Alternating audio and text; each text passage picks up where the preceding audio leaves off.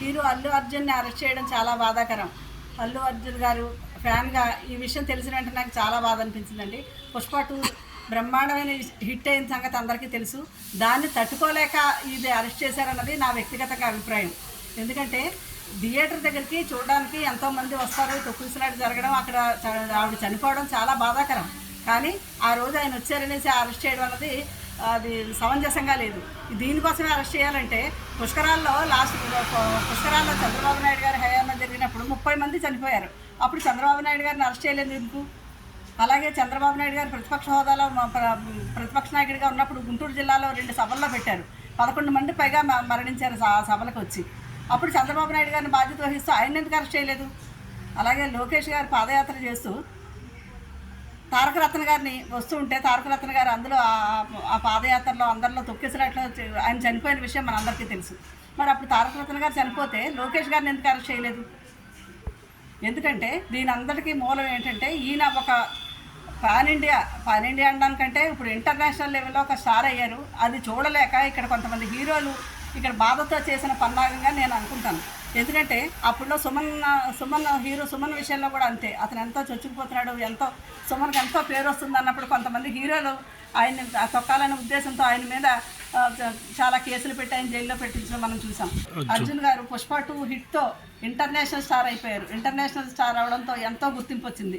ఆయనకి ఇంత గుర్తింపు రావడం ఏంటి? ఈయన ఎలాగైనా తొక్కాలి అన్న ఉద్దేశంతో చేసిన చర్య కానీ, లేకపోతే ఆయన మీద ఇప్పుడు 5 సెక్షన్లు పెట్టడం, 105 నాన్ బెయిల్ పెట్టడం అన్నది, ఆయన ఎవరినన్నా వెళ్ళి హత్య చేశారా, ఎందుకు చేశారు? ఇలాంటి తొక్కిసలాట్లు జరగడం అన్నది చాలా ఇట్లో జరుగుతుంటాయి. అది చాలా బాధాకరం. అది ఒక మహిళగా అది నేను చెప్తాను, అక్కడ జరగడం ఆ సంఘటన చాలా బాధాకరం. కానీ దానికి అల్లు అర్జున్ అరెస్ట్ చేయడం అన్నది అస్సలు బాగాలేదండి. ఇది ఒక అభిమానిగా చాలా బాధగా అనిపించి నేను ఈ విషయాలు చెప్తున్నా.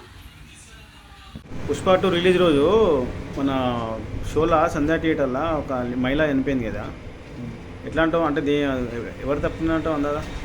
సినిమా అన్నప్పుడు ఎవరైనా ఏ హీరో అని చేస్తున్నారు కదా, హీరో మీద మనం తక్కువ పట్టాల్సిన అవసరం లేదు. ఆ థియేటర్ వాళ్ళు సెక్యూరిటీ పెట్టుకోవాలి. సినిమా రిలీజ్ చేసినప్పుడు థియేటర్ వల్ల బాధ్యత ఉంటుంది కదా, రష్కు. ఆ రష్ వల్ల థియేటర్ వాళ్ళు ఏదైనా చేసుకోవాల్సింది. మనకి సినిమా అల్లు అర్జున్ కానీ మనం ఏమనేది లేదు.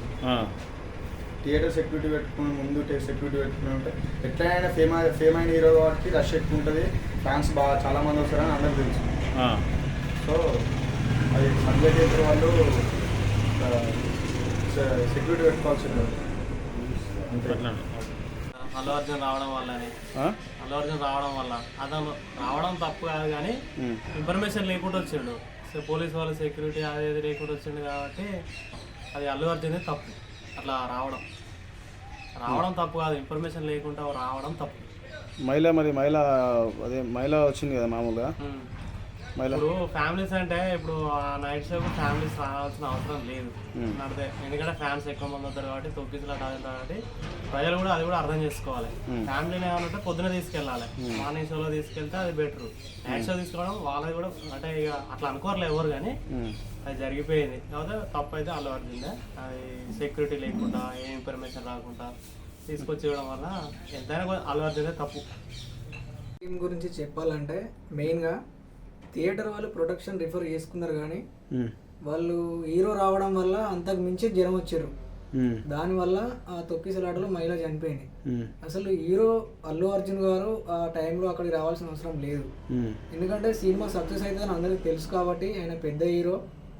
అందుకు ఆయన ఒక సక్సెస్ మీట్ పెట్టి మరుసటి రోజు అందరినీ కలిస్తే బాగుండేదని నా ఉద్దేశం.